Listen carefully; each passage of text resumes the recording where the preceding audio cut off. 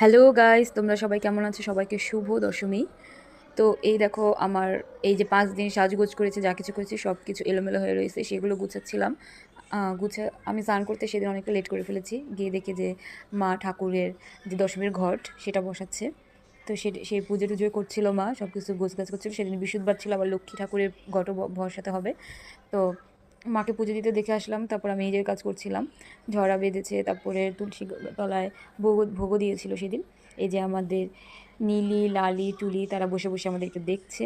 আমি কাজ শেষ করে স্নান করে ঠাকুর প্রণাম করতে এসেছি। ঠাকুরকে দেখো কত সুন্দর লাগছে। সব ঠাকুরকে সেদিন মা মালা পরিয়েছে। সবাইকে অনেক সুন্দর লাগছিল দেখতে, সবাইকে আমি দর্শন করেছিলাম। যেন এই ভিডিওটা অনেক আগের। ঠাকুরের প্রসাদে লাড্ডু অমিত্তি দেখে আমার আবার লাড্ডু অমিত্তির কথা মনে পড়ে গেল। তো যাই হোক, এখানে ঠাকুরকে ভোগ দিয়েছিল। আমি স্নান টান শেষ করে ঠাকুরকে প্রণাম করে নিলাম। ঠাকুরকে প্রণাম করে আমি চলে গিয়েছিলাম তুলসী তলায় প্রণাম করতে। তারপর তুলসী তলায় প্রণাম করে দেখি যে মা রান্নাবান্না করছে। তো সেদিন আমাদের প্রচুর গ্যাসের সমস্যা হচ্ছিল, গ্যাস ছিল না একদমই চুলাতে।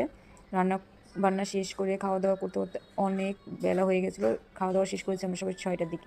তো তারপরে এই যে গাছের মরিচ হয়েছিল, আমার বোনই সেগুলোকে দেখভাল করে আর কি।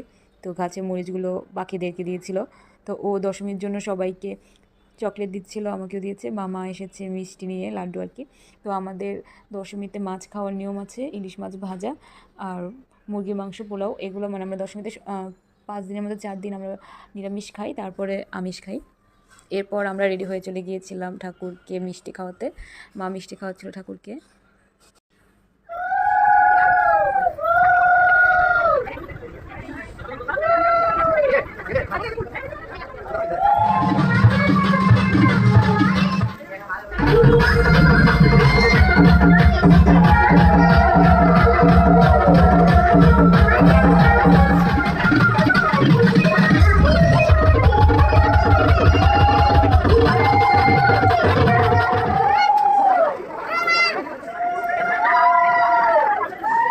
তারপরে আমিও মায়ের পায়ে একটু ফুল দিলাম, মাকে একটু সিঁদুর লাগালাম, মাকে মিষ্টি মুখ করে দিলাম।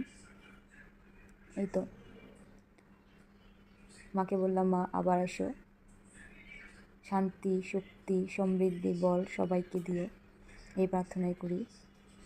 আমার বোন ওষুধের নাক দেখে খুব পছন্দ করছে, সেটাই দেখাচ্ছে। আমার মজা করছিলাম আমরা। মার বাহনকেও একটু মিষ্টিমুখ করিয়ে দিলাম। তো যাই হোক, এভাবেই দশমী কাটলাম। দশমীর দিনে মাকে মিষ্টি খাওয়ানোর পর মনটা খুব খারাপও লাগে। আবার ভাবি এই একটা দিন মাকে একটু ছোঁয়া যায়, আর বাকি তো সব কয়টা দিনই